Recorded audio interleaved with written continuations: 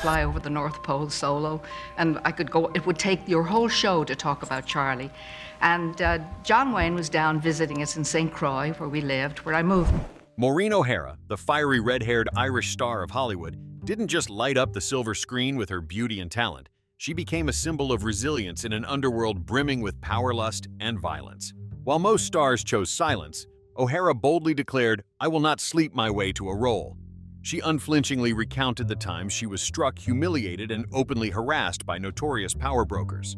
O'Hara even revealed the names of Hollywood's most fearsome men. Some she despised so intensely she wished to wipe them from the industry entirely. So who were the men on that infamous list? The 9 shocking names are revealed below.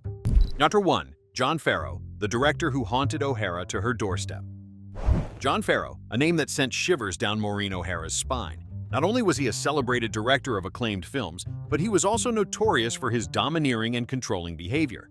To O'Hara, the proud, fiery-haired Irish woman, he was no different than a predator eyeing its prey for submission. The nightmare began on the set of A Bill of Divorcement, 1940. Farrow, a lecherous charmer, made suggestive advances toward the young actress. When rejected, he turned cold and cruel. O'Hara recalled the filming days as a series of horrors, public humiliation in front of the crew, coercion, and psychological manipulation intended to teach her a lesson. But Farrow didn't stop at the screen. According to O'Hara, he stalked her in real life, appearing uninvited at her home and turning her refusals into a twisted game. From a respected Hollywood director, Farrow became a harasser, instilling fear in a young actress just arriving in America. The breaking point came during a shoot when Farrow again issued threats. O'Hara could bear it no longer. Instead of bowing or crying, she delivered a punch straight to his jaw, a declaration never touch Maureen O'Hara. In a Hollywood ruled by unwritten rules, that punch sent a warning to the entire system suppressing women. Of course, speaking out had consequences. O'Hara lost roles and opportunities and faced chilling warnings. "You'll never work in this industry again if you don't play by the rules." But she'd rather lose everything than her dignity. By openly resisting and rejecting the casting couch, the corruption that turned power and fame into coercion, O'Hara asserted her strength. Just when it seemed she had overcome, Farrow O'Hara faced another Hollywood king, John Ford. Though they collaborated multiple times, she still feared his cruelty. But what was the root of their conflict, and what really lay behind their complex relationship? Number 2. John Ford, the ruthless demon who struck O'Hara to subdue her. Among those who provoked O'Hara's fiercest confrontations, none rivaled John Ford, a genius director and one of Hollywood's most notorious figures. He propelled O'Hara's career while simultaneously becoming her greatest nightmare. Ford was a legend, with The Grapes of Wrath, Stagecoach, and The Searchers shaping the Western genre and the golden age of American cinema. But behind the brilliance of a master lay a dark soul riddled with inner demons, much of which was unleashed on the actors around him, O'Hara being a prime victim. No one endured Ford's emotional chaos more than O'Hara. Together they created The Quiet Man, 1952, a romantic ode to Ireland beloved by audiences to this day. On screen, O'Hara and John Wayne became a tempestuous couple. Off-screen, the set was a battleground. Years later, O'Hara revealed that Ford was not merely a demanding director. He was manipulative, ruthless, and sometimes outright abusive. She admitted in interviews that her refusal to succumb to Hollywood's unspoken casting culture had cost her career. "I was insulted, humiliated, and blacklisted for not letting studio heads and producers fondle me," she stated candidly in 1957. Ford stood at the pinnacle of that corrupt culture. O'Hara often wondered why Ford seemed to hate her so intensely. The shocking truth was that he didn't hate her. He was obsessed with her. She recalled being berated on set in front of the entire crew for no apparent reason. He could be contemptuous, controlling, and obsessively jealous. According to O'Hara, it stemmed from unrequited emotional obsession. Ford wrote love letters and pursued her with infatuated gazes, but O'Hara, strong and independent, never yielded. Ford never admitted his feelings, yet his obsession with rejection manifested in anger and contempt. Raised in a strict Catholic environment coupled with frustration at her refusals, he channeled his emotions into violent outbursts. The worst moment came at a party when Ford suddenly punched O'Hara squarely in the jaw in front of everyone. He offered no explanation or apology, striking simply to satisfy his rage. Maureen quietly left, only to return to work as if nothing had happened. That punch was a shock, leaving an indelible scar and revealing the hidden cruelty Hollywood often masked behind red velvet. In The Quiet Man, Ford's physical torment reached a peak. He forced O'Hara to fall into a pile of cow dung and remain there all day of shooting. No washing, no cleaning, only filth and humiliation. She later bitterly admitted, "He shoved as much dung on me as possible, making sure my body was coated." For O'Hara, Ford was the most wicked demon she had ever known. Not merely cruel physically, Ford wielded power to crush spirits. He frequently berated and humiliated O'Hara in front of the crew. Once, when her hair fell over her eyes during a scene, he shouted, "Open your eyes!" To which she retorted, "What does a blind, bald man know about hair in my face?" This defiance epitomized a star who refused to be trampled. The tension made the set feel like a live powder keg. Yet, paradoxically, O'Hara never denied Ford's genius. She said he was the most cruel man but also the greatest director. She loathed his brutality but was drawn to his creative fire. Their immortal films were born from the collision of two uncompromising personalities. But Ford was not the only man haunting O'Hara. Lurking in Hollywood's shadows was another figure she despised to her core, Errol Flynn. Number 3. Errol Flynn, the charming rogue who harassed O'Hara on set. As O'Hara rose in Hollywood, Errol Flynn, the golden bachelor of the screen, also shone. On film, he enchanted audiences with his dashing smile and roguish charm. Off-screen, Flynn was a whirlwind booze parties, sexual scandals, and lewd flirtation. To O'Hara, he was not the Robin Hood or Captain Blood she admired, but a cunning predator cloaked in glamour. The tension erupted in 1942 at a fundraising event in Texas. Flynn openly made inappropriate advances, leaving O'Hara frozen in shock. Later, she recounted, he kept piling lewd comments on top of lewd comments. For a woman raised in strict Irish Catholic tradition, it was a public insult beyond forgiveness. The climax came on the set of Against All Flags, their sole collaboration. Flynn was frequently drunk, prompting the director to ban alcohol, yet he hid liquor and oranges to continue drinking secretly. O'Hara, proud and principled, could not respect a co-star treating serious work as a game. She kept her distance, performed her role, but inwardly despised Flynn's weakness under alcohol's control. Hollywood was also rocked by serious allegations against Flynn. Two 17-year-old girls accused him of sexual assault, one on a yacht, one at a party. The trial drew national attention, becoming one of classic Hollywood's largest scandals. Although acquitted, Flynn's charming rogue image was forever tarnished. Years later, Hollywood tried to preserve his untarnished star persona, but O'Hara did not hesitate to speak the truth. Flynn was drunk, reckless, rude, and wholly undeserving of the public adoration. What do you think of Errol Flynn? Share your thoughts. But the story doesn't end here. Prepare to enter another dark corner of Hollywood. John Wayne, a man whose contempt for women sent shivers through Tinseltown. Number 4. John Wayne, the brutal man who disdained O'Hara. Although O'Hara and John Wayne formed an on-screen golden pair with explosive chemistry in The Quiet Man and McClintock behind the camera, their relationship was fraught with tension and quiet hostility. On set, Wayne was notorious for his domineering ways. He was large, forceful, and sometimes put co-stars in real danger to heighten authenticity. O'Hara endured rough treatment but never yielded. She responded with ironclad resolve, her gaze unflinching, earning even Wayne's begrudging respect. Rumor has it that Wayne both admired and resented O'Hara, a woman bold enough to defy him in his own domain of power. Their conflict extended beyond staged on-screen blows. It was a clash of character. Wayne off-screen was extreme and harsh. In a notorious 1971 interview, he openly endorsed white supremacy, disparaged Black Americans, dismissed Native American suffering, and mocked films with LGBTQ+ themes as perverse. Hollywood trembled under Wayne's power, but O'Hara was different. She openly criticized his arrogance and tyrannical tendencies. She admitted Wayne was a formidable co-star, but a volatile man who sought to dominate women both on and off camera. She did not hate him personally. Rather, she scorned the dark truths Hollywood concealed to preserve the legend. Wayne never hid his contempt for those who challenged him. Many actresses feared him for his on-set brutality, turning scenes into real battles of strength. Those who were weak he scorned. O'Hara was not weak. She alone could stand tall through shoves and respond with a cold, defiant glare. "You cannot break me." In Hollywood's glittering yet perilous world, another shadow loomed: Howard Hughes, the eccentric billionaire who persistently pursued, pressured, and used every trick to coerce O'Hara into submission. 5. Howard Hughes, the predator who tried to make O'Hara his plaything. Howard Hughes, aviation tycoon, film director, and obsessively controlling man towards women in the 1940s and 50s. Hughes was not only famous for wealth and power, he was infamous for exploiting actresses. With Jane Russell in The Outlaw 1943, Hughes became so obsessed he designed a custom bra to accentuate her chest. Russell detested it, secretly wore her own bra, and deceived him throughout filming. With Jean Harlow, he forced her into revealing dresses despite her protests. Hughes treated women's bodies as props, objects to satisfy his perverse gaze and control. The story turned darker with Faith Domergue, a young actress he discovered while still a minor. He signed her, financially supported her, but imprisoned her in his world, isolating her from friends and controlling every aspect of her life. Her career nearly froze under his restrictive contract. Italian star Gina Lollobrigida also fell into Hughes's trap. He invited her to Hollywood, but provided only one plane ticket, then confined her in a luxury hotel under surveillance. When she tried to leave, Hughes tricked her into signing a 7-year contract while intoxicated. A perfect trap, turning an international star into his pawn. These stories show Hughes was not just an eccentric tycoon, but a calculating predator using power to manipulate and imprison women.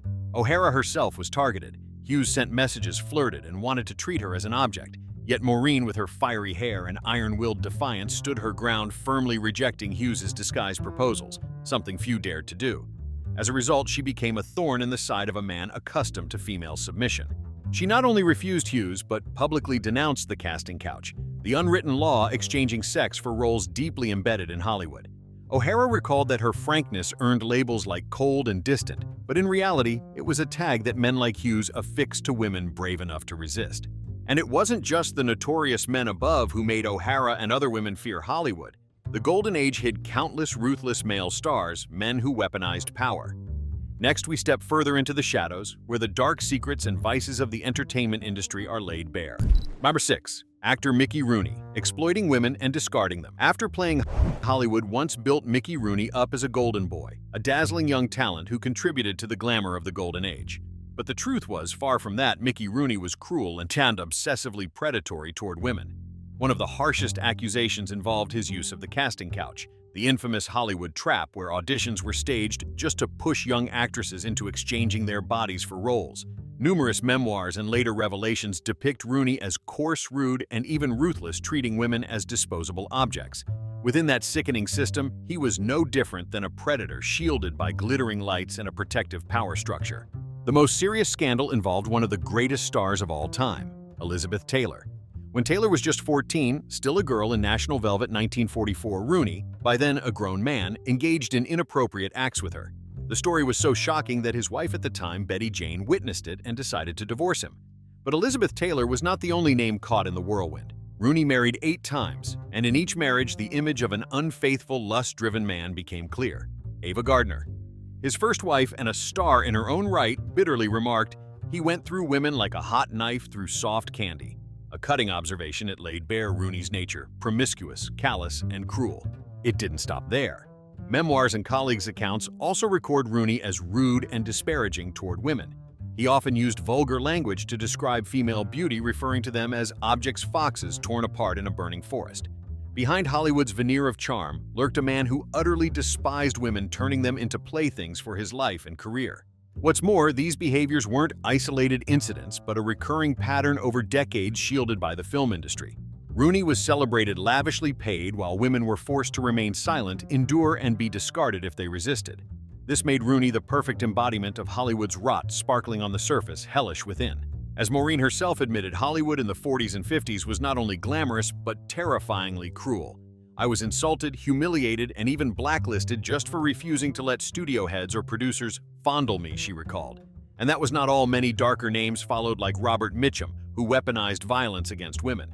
Hollywood, despite all its shine, hid shadows that few dared to speak of.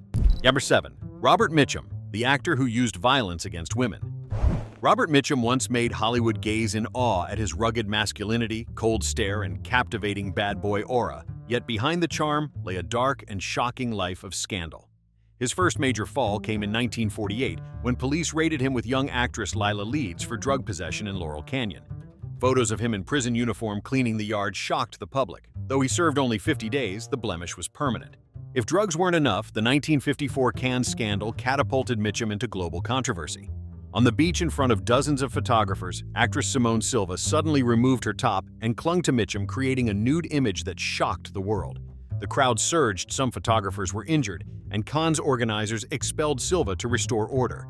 Mitchum emerged unscathed and even more famous, while Simone Silva's career was ruined, barred from Hollywood. The incident revealed a cruel truth: powerful men like Mitchum could survive scandals while women paid with their futures. The nightmare didn't end there. In 1982, at the premiere of That Championship season, a drunken Mitchum hurled a basketball at a female reporter's face, breaking 2 of her teeth. A $30 million lawsuit led to his removal from the film and loss of salary. This behavior was no longer bad boy mischief, but real violence, exposing the cruelty and lack of control hidden within him. Alongside violence came reckless speech.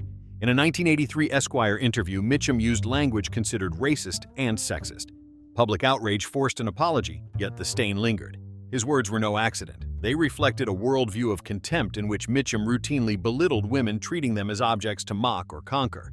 To the public, Mitchum was a dream man, but to those who knew him, the truth was different. Online communities now bluntly state he was a terrible father, a bad husband, an alcoholic abuser, and a sexually deviant man. Harsh words, yet far more accurate than any glittering poster once plastered with his name. Hollywood wasn't only filled with notorious faces like these, it was shaken by horrific scandals and contempt for women, including director Nicholas Ray, whose behavior left the film world in dread.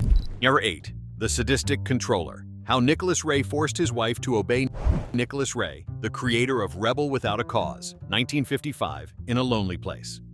1950, They Live by Night, 1948, and Johnny Guitar, 1954. Jean-Luc Godard once exclaimed, "Cinema is Nicholas Ray." Yet, behind the glamour, Ray's personal life revealed terrifying darkness. His marriage to star Gloria Graham exposed the harshest side of his cruelty. During In a Lonely Place, he forced Graham to sign a bizarre contract allowing him to control her activities from 9 a.m. to 6 p.m. daily except Sundays. It wasn't just a deprivation of personal freedom, it was proof of his view of women as property. The worst scandal emerged when Ray discovered Graham in bed with his 13-year-old stepson. The shock destroyed their marriage, and later Graham further scandalized by secretly marrying that same son. To women, Ray was both a seducer and a nightmare. He had affairs with numerous stars: Marilyn Monroe, Joan Crawford, Shelley Winters, and Natalie Wood.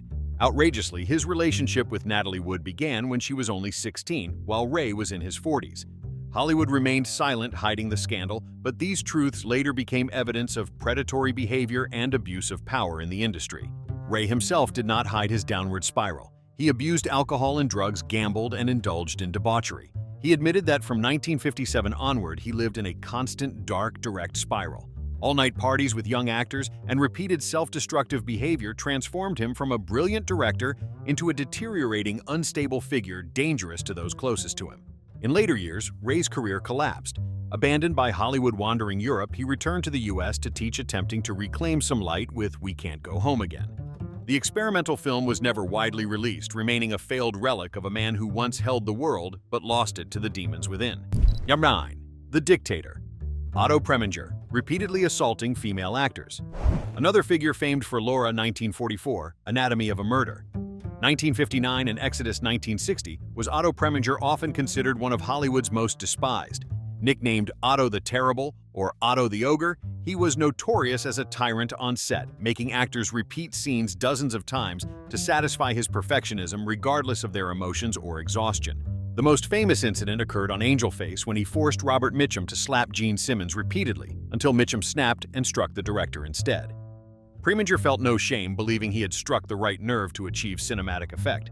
His behavior toward male actors was frightening, but with women, Preminger's abuse went further, using power and cold calculation to control their lives. A prime example is Dorothy Dandridge during Carmen Jones 1954. During filming, Dandridge became pregnant with Preminger's child. Instead of taking responsibility, he refused to divorce his wife while the studio forced Dandridge to abort to avoid scandal. Preminger liked his image as an innovator, but behind it was a man willing to sacrifice others to achieve his goals. He even hired blacklisted screenwriter Dalton Trumbo to write Exodus 1960. The press hailed him as a pioneer breaking political constraints, yet while freeing one man, he mercilessly shackled many actresses under his cold authority. This irony made Preminger both celebrated and despised. Many actresses admitted feeling fear exhaustion and psychological trauma working with Preminger. He ran sets like a dictator, any dissent was crushed, and all individuals forced into submission. In the glittering darkness of 1940s-50s Hollywood, these powerful figures not only created cinematic masterpieces, but left painful scars on women's lives. Maureen O'Hara, the steel-willed woman with uncompromising honesty, exposed that darkness, revealing the tyrants of the studio and those who used talent as a cover for cruelty and malice. How many Hollywood dreams were built on the blood, tears, and silence of women? How many secrets remain untold? How many victims still silent? Leave a comment below which name disgusts you the most. John Ford or Howard Hughes? Thank you for following to the end. And if you want to continue uncovering the shocking truths behind Hollywood's glamour, don't forget to subscribe to ensure you don't miss a single story.